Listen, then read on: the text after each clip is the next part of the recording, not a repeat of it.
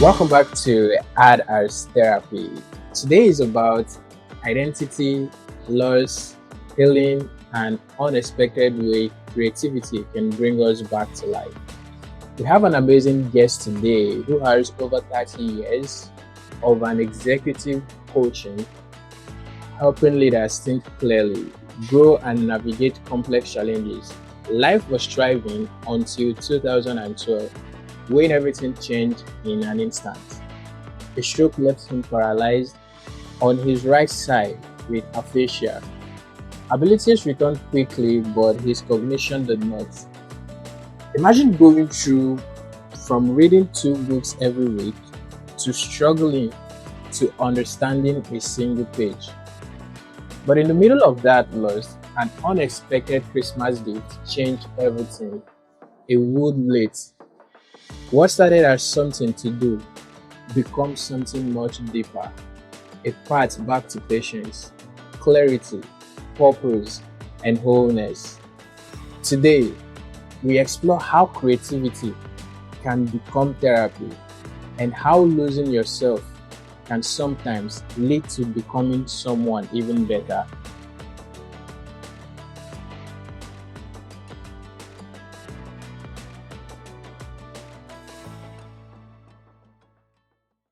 It's an honor to have you here. Please kindly introduce yourself and tell us your story.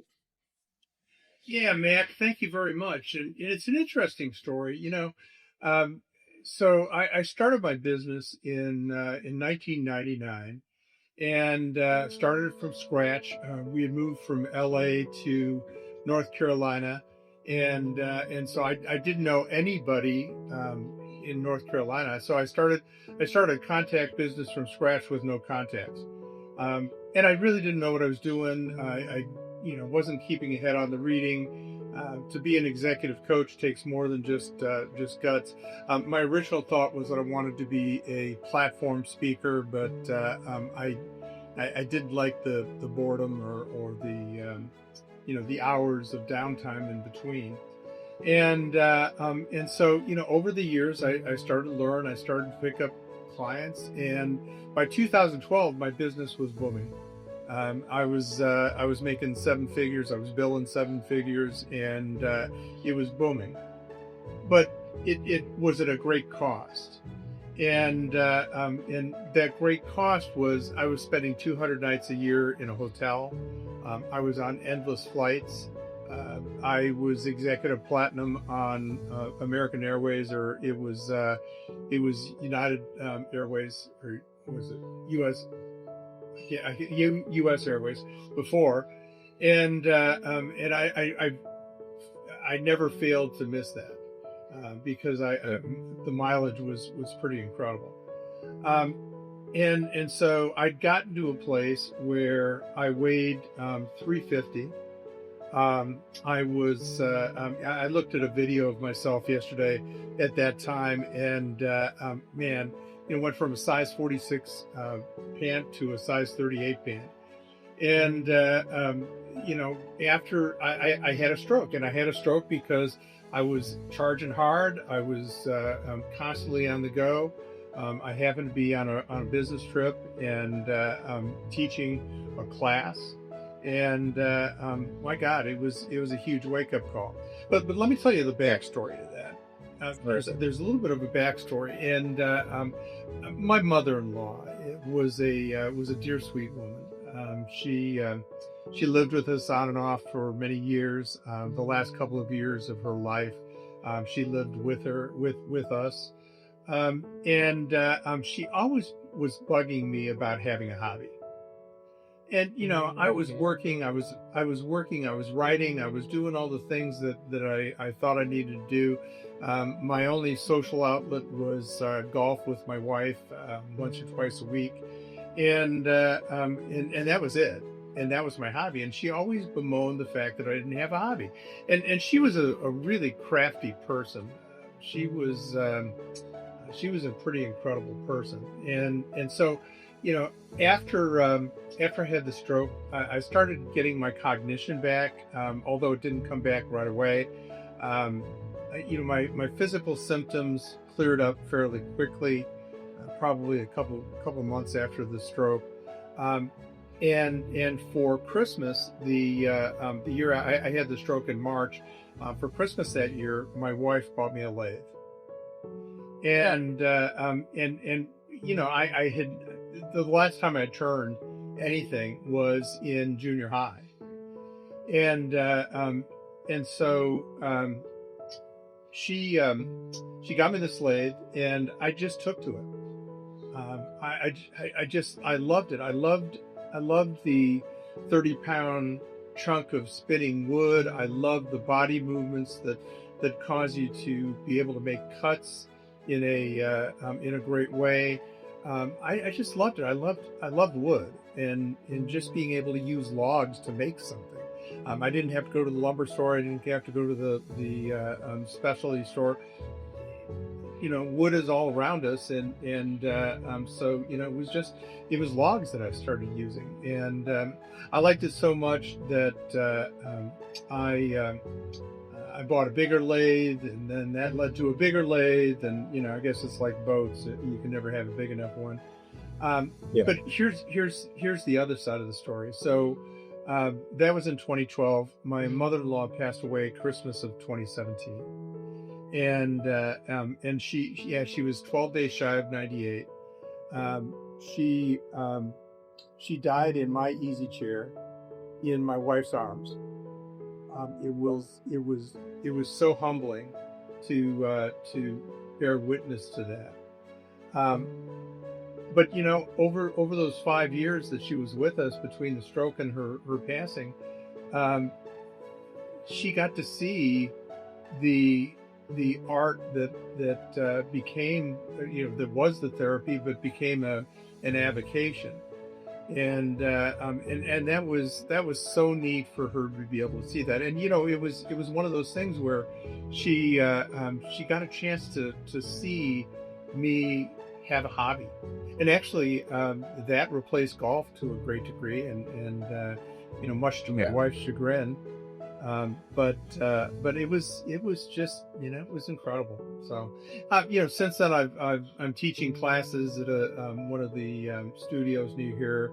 I'm president of the North Carolina Woodturners Association, and that kind of brings it full circle. So I'm sorry I took a lot of time, Mac, but I thought that was an interesting story. Yeah, of course, it's an interesting story. I love it. You mentioned your cognition didn't return quickly. What did it feel like to go from reading 2 books a week to struggling to understand a single page? Oh, it was hell. So I was paralyzed on my right side. You had mentioned that, and Yeah. and I'm right-handed, so all of a sudden I had to learn how to do everything with my left hand, which is not particularly comfortable, and especially if you've never really taken the time to get your left side working. So that was interesting, and the aphasia stuck around for a couple of months. I really couldn't speak, and because of the paralyzed nature of it, it was about a month and a half before I could even compose an email. But I couldn't do more than a couple lines, and it really took me a lot to do that. Um, it was just a horrible feeling. It was a humbling feeling. It was kind of a desperate feeling. I never had the feeling that, oh, why is this happening to me, or woe is me. I always knew I would get better, and I guess the wide-eyed optimism in me did that. But it was just a terrifically humbling feeling not to be able to do what I love to do. But it also slowed me down. Slow you down. Slow you down in what way? Well, for the first couple of months after the stroke, Yeah. I couldn't work. And it's interesting. I only lost one client during the whole time, but I had conversations, but they weren't really great conversations. And I went back. I think it was about maybe 4 or 5 months afterwards. I went back to traveling and finished up a class that I was teaching in Florida. And I wasn't really all there. I mean, I would like to think I was, but it's incredibly humbling. It's incredibly it's incredibly frustrating too. Um, that was the hardest part. And when I talk about slowing down, I had to slow down. Um, I wasn't sleeping more than 4 hours a night, and because I was constantly up and moving around, I wasn't taking care of myself. So after the stroke, I lost 110 pounds. It took me about 8-10 months to do that, but I lost 110 pounds. I gained my health back. I gained my life back. I had out of control diabetes and high cholesterol and high blood pressure. I got all that stuff under control, and along with the cognitive recovery. Um, and it was about a year after the stroke that I was able to read a book, and I still remember the book. It was In the Garden of Beasts by Eric Larson, and I'm so proud of myself that I actually read the book. Yeah, it must be. It must be. At that point, did you ever feel like you had lost part of your identity during that season? That's a great question, and thank you very much for asking that. Um, Yeah. there's a book.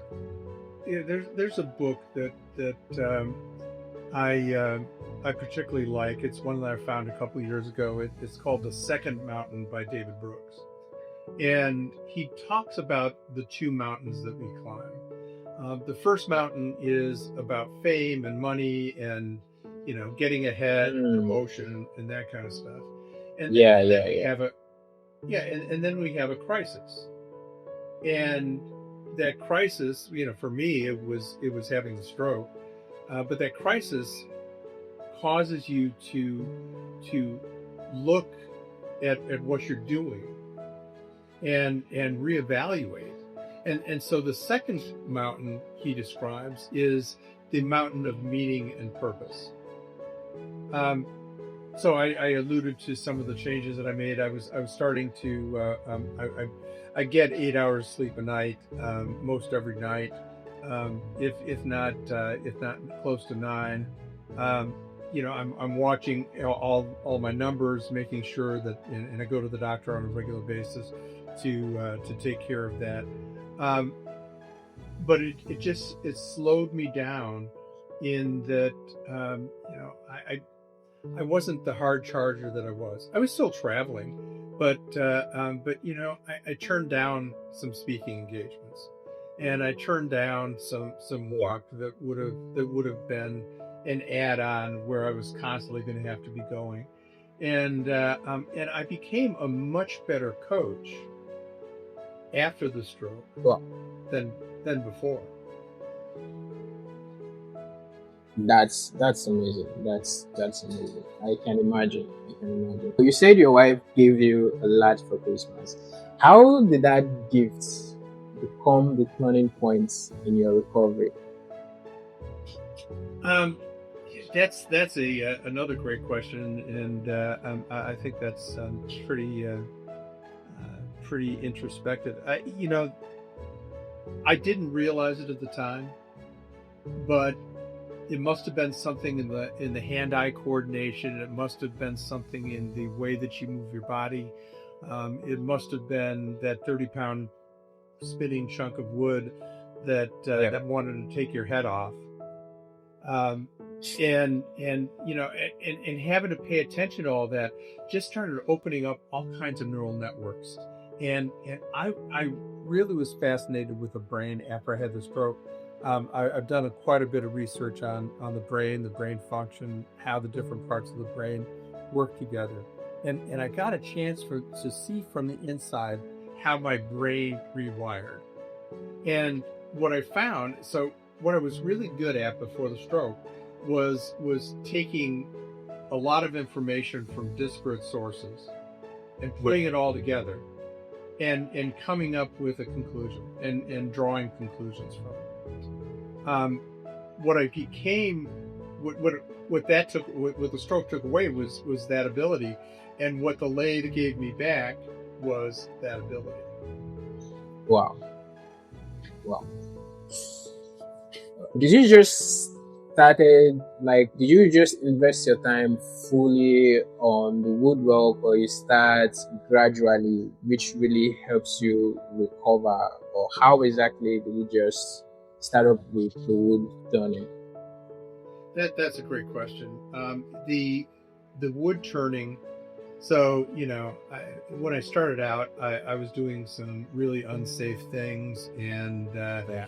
I didn't know anything. I was watching YouTube videos and figuring out how to wood turn from YouTube videos, which is not the best way to learn, and it's not the Yeah. safest way because people do really stupid things on YouTube. Um, Exactly. yeah, so I took some lessons and that kind of thing, and learned how to make different kinds of bowls, different kinds of projects, pepper mills, small boxes, things like that, and and the variety of the things that you could make on a lathe was the thing that was really fascinating, because one of the things that I love to do now, and have loved to do over the last several years, is to see a project done and then try to figure out how I can do it myself. And it's not going to be perfect the first time, may not be perfect the second time, but it's getting closer each time. And by being able to figure out how different work is held on the lathe, to figure out how different ways, different tools that you use, and different cuts that you make. Um, I think it's endlessly fascinating, and it does a great job massaging my mental muscle. Do you remember the moment you realized that wood turning was healing more than just your hands? I don't remember a specific moment. I think the realization dawned on me over time. Um, and as I started to, because I've got a book out that came out in October. I've got another one coming in March, and I'll talk about that in a second. But as I started into doing writing again, as I was cognitively able to do the writing, um, that's when the reflection occurred. That's when I realized that wood turning had literally saved my cognition, saved my soul. Wow. Okay. Okay. Okay. That sounds so great. That sounds so great. How did working with your hands help your mind rediscover patience, clarity, and a sense of wholeness? Yeah. So the book that I just put out talks about clarity, talks about conditioning, choice, character, context, etc. And what happened is, it's something that I've used in my coaching, but what became really clear as I wrote the book was the parallels between wood turning and coaching. Yeah. And that's, I never would have thought that was something that was even a factor. And God, I appreciate it so much, just because it led to a lot of understanding that, how do we take terms that aren't really concrete and turn them into something that are concrete. Like, I'll tell you, respect. Mac, do you know what it feels like to be respected? Yeah, I do. I do. Okay, so what does it feel like to you? Feeling respect is when you offer you have the the opportunity to offer something to a particular group of people, and maybe just like to teach them or to tell them about something in particular. And when you step into the room, you get the whole attention of everybody. There is no distraction, there is no side talking, there is no moving around. Everyone is fully engaged in the conversation with you, making sure they pick every little thing you say in that gathering. So I feel like that is more of respecting than just trying to listen to the person. Okay. So here's another question a little bit closer to home. Um, Okay. do you think I respect you? Okay, for funny enough, for the podcast, after the whole discussion and also coming right on time, I'm going to consider that as a respect. Okay. So what you're saying is that through my behavior, answering questions, and and because I was here on time, and because I was ready to go, that shows you respect. Is that what I'm hearing? Yeah, especially turning up on time.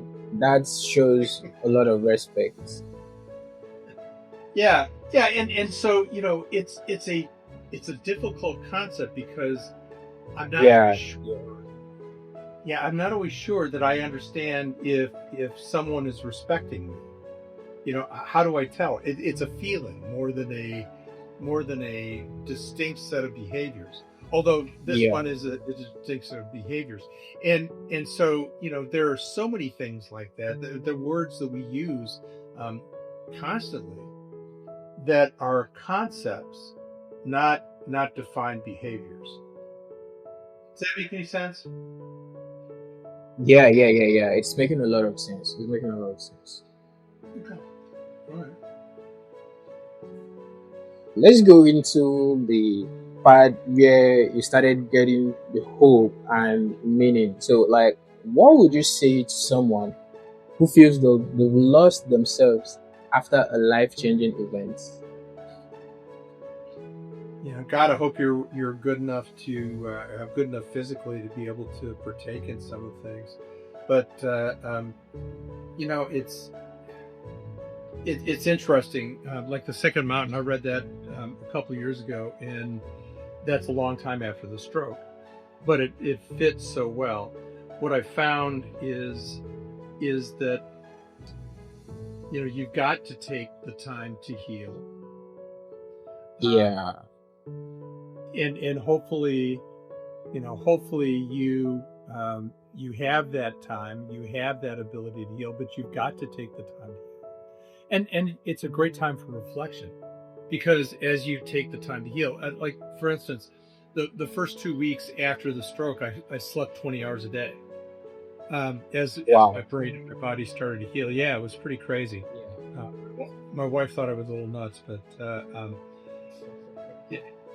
But then when I finally got up, I started to walk, and at first I couldn't walk around the block, and then all of a sudden I started walking around the block, and then it was 2 blocks and 5 blocks and 20 blocks. And for the first 2 years after the stroke, I walked 3,500 miles. I walked every day, and sometimes as much as 10 or 15 miles in a day. Um, that that did more to heal, but it also gave me, in walking 15 miles, which took about 3 hours, um, it gave me time to think, time to reflect, to time to consider my purpose. And Yeah. that's the big thing. So I was challenged early on by my coach, years and years ago, and but I was challenged in by my coach to come up with a purpose statement. And my purpose statement is, I live to develop others, or excuse me, I live to develop people. And it's people, not others, because I'm a people too. I need to develop myself. But it's what I do from the time I get up to the time I go to bed at night. How am I helping other people to be the best they can be? And it was something I said before the stroke, something I lived after the stroke. I mean, that's why I teach woodturning classes. I don't really care about the money. I mean, yeah, they pay me for it, but I don't really care about the money. It's not what I do for a living. It's not, it's maybe it's return on investment for doing the lathe, but I just love it. I teach a woodturning 101 class, and I just love it when I see somebody who's never turned something in their entire life make something with their own hands, and the look of joy and delight on their face is incredible. So Yeah, seeing the joy on their face makes you happy. Sure. I can relate with that. I can relate with that. Relate with that. So today, what does coming back to yourself truly mean? that's an interesting question. Coming back to yourself. It's understanding your limits, but also understanding what limits can be pushed. It's here's the thing. A lot of my friends have retired in the last few years, and retired people, as far as I'm concerned, for most part, retired people are just boring as hell. They've stopped. They've dropped out of life. Maybe they watch TV 10 hours a day and play golf, and that's it. I don't ever want to be that guy. Yeah. I don't ever want to drop out. I don't want to quit. I love what I'm doing, and I'm going to keep doing it. And even if I'm not doing it as much, even if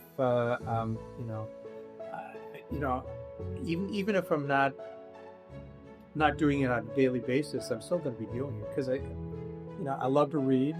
I love to write. Like I said, I've got another book coming out in March. It's called Every Dog Has Its Day. It's the subtitle is Lesson or Reflections on Life, Love, and the Lathe. And that was fun to write. And I've got another one coming out in October of this year. It's tentatively called Handoffs. So I love doing all that. It keeps my mind going, keeps my mind working. And oh yeah, by the way, I love woodturning too. So Yeah, thank you so much. Like this, it's so amazing. Like I'm so glad hearing this and how creativity also stand as a solid healing point for you. So where can people connect with you? And you said you're writing a new book. When the book comes out, and also the book you already have, like if people want to get this book, connect with you, or maybe have any personal questions for you, how can they connect with you? yeah, that's perfect. I've got a website. It's scholzassociates.com. You can connect through there. Chip at scholzassociates.com. I'm sure you're going to put that in the Yeah, in the description. show notes. Yeah. Yeah. And the books are available on Amazon. The audiobooks are on audiobooks.com and Temu and barnesandnoble.com and on Spotify. So if you have a Spotify account, if you're paying for a Spotify account, you can download the book for free actually. And so that's the book release will be out. I'm also on LinkedIn, and I'm putting, especially when this is expected to air, I'll put a promo on LinkedIn and Facebook, and so there's a lot of ways to get in touch with me.